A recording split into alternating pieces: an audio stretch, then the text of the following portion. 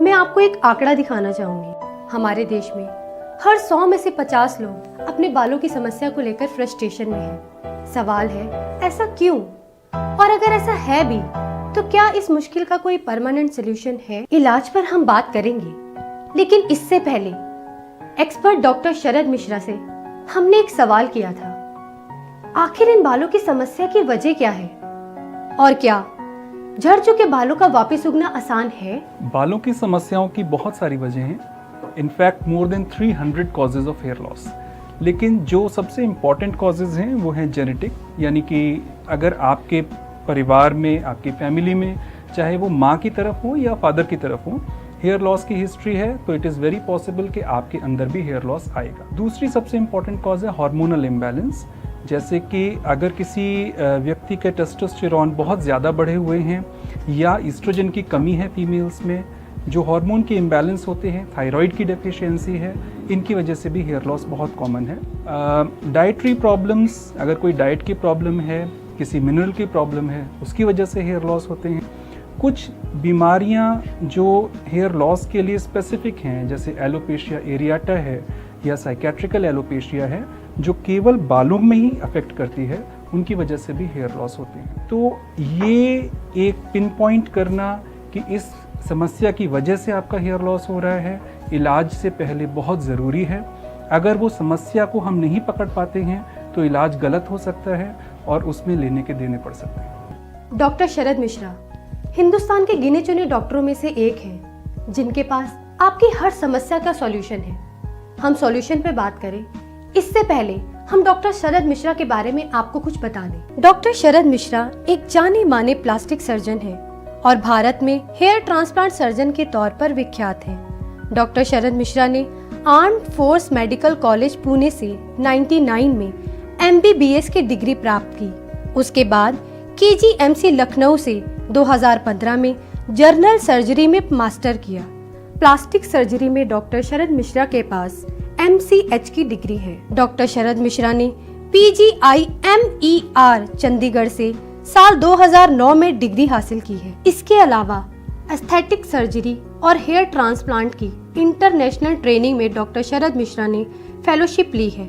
Doctor शरद मिश्रा दिल्ली के Ram Manohar Lohia hospital and PGI-MER में plastic surgery के असिस्टेंट प्रोफेसर भी रह चुके हैं। हेयर ट्रांसप्लांट के क्षेत्र में डॉक्टर शरद मिश्रा को 12 साल का कड़ा अनुभव है। इतना ही नहीं, डॉक्टर शरद मिश्रा पहले भारतीय लेखक हैं जिन्होंने हेयर ट्रांसप्लांट पर बुक लिखी है। Doctor Sharad Mishra Johnson and Johnson की एलोपेशिया कमेटी के एडवाइजरी में सदस्य भी हैं। डॉक्टर शरद मिश्रा NTHI टेक्निक को इस देश में इंट्रोड्यूस करने वाले पहले सर्जन हैं, जिनके लिए इन्हें 2013-14 के best hair transplant surgeon in India के global health care excellent award भी मिल चुके हैं। Our next award is for India's best hair transplant surgeon. This goes to Dr. Sharad Mishra.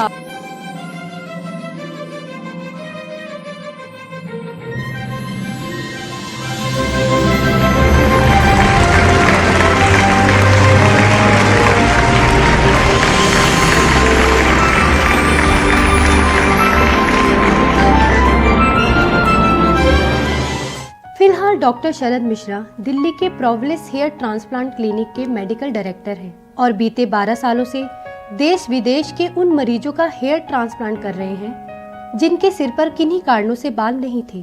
तो आइए दोस्तों, आपकी मुलाकात कराते हैं डॉक्टर शरद मिश्रा से, जिनसे बात कर रही हैं हमारी सहयोगी मुमताज सेठी। डॉक्टर शरद मिश्रा आज हमारे साथ हैं, तो आइए हम उन्हीं से जानते हैं कि हेयर ट्रांसप्लांट करना कितना आसान है और इस टेक्निक के जरिए किस तरीके से आप अपने जीवन को आत्मविश्वास के साथ में भर सकते हैं। डॉक्टर मिश्रा, आपका बहुत बहुत स्वागत है हमारे इस खास प्रोग्राम में जिसका नाम है बाल है तो बात है। डॉक्टर मिश्रा, मैं आपसे जानना चाहती हूँ, मेरा पहला सवाल आपके साथ ये है कि हेयर ट्रांसप्लांट परमानेंट सोल्यूशन है? जी हाँ, हेयर ट्रांसप्लांटेशन एक परमानेंट सोल्यूशन है हेयर लॉस का। मैं इसका रीज़न भी आपको बताता हूँ।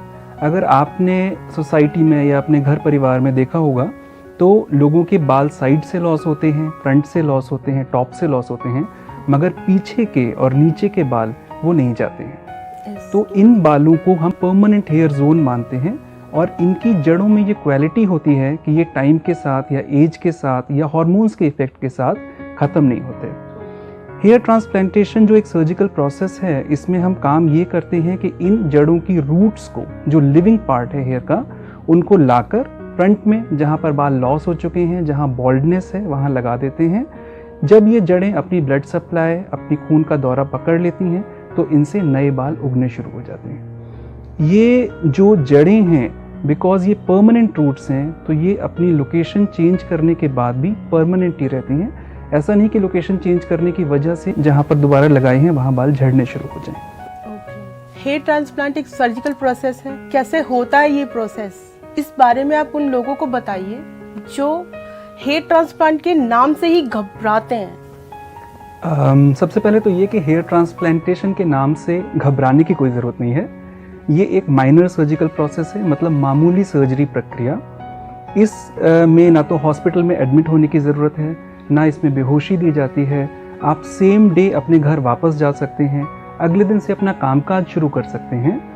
केवल एक चीज़ का ध्यान रखना होता है कि प्रक्रिया में, बिकॉज बहुत बारीक काम है, टाइम लगता है करीबन 6 से 8 घंटे का, लेकिन इसमें कोई खतरा नहीं है, ना ही इसमें कोई आगे जाकर साइड इफ़ेक्ट्स होते हैं। डॉक्टर शरद, ये रोबोटिक हेयर ट्रांसप्लांट क्या है और इसमें कौन कौन सी टेक्निक्स का इस्तेमाल किया जाता है? रोबोटिक हेयर ट्रांसप्लांटेशन इस टाइम पर सबसे आधुनिक टेक्निक है हेयर ट्रांसप्लांटेशन करने की। ये एक फर्दर एडवांसमेंट है on the FUE technique.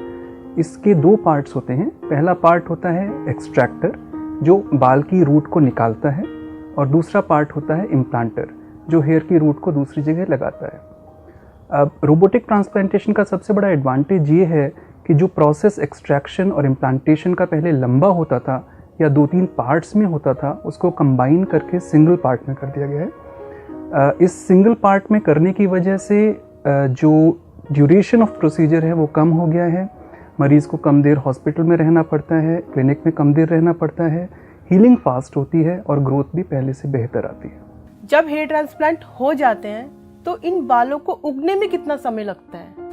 Hair transplantation, जैसा मैंने आपको बताया, उसमें हम हेयर के रूट्स को यूज़ करते हैं, जो लिविंग पार्ट है। These roots are like seeds. जैसे बीज को बोने के बाद उगने में टाइम लगता है, वैसे ही बालों को लगाने के बाद करीबन 3-4 महीने का टाइम लगता है ग्रोथ शुरू होने में। ग्रोथ कंप्लीट होने में करीबन 8 से 10 महीने का टाइम लगता है। सबसे ख़ास बात यह है कि जो बाल हम लगा रहे हैं उनको किसी स्पेशल मेंटेनेंस की ज़रूरत नहीं होती। वो नेचुरली ग्रो करते हैं, लंबे होंगे, कट कर सकते हैं उनको, ऑयल कीजिए, मसाज कराइए, कलर कीजिए, बिल्कुल नेचुरल बालों की तरह आपके वो हमेशा साथ रहेंगे। आपकी बातों से तो मुझे यही लग रहा है कि हेयर ट्रांसप्लांट एक बहुत ही आसान तरीका है। कहीं ऐसा तो नहीं है बहुत ज़्यादा महंगा प्रोसेस है?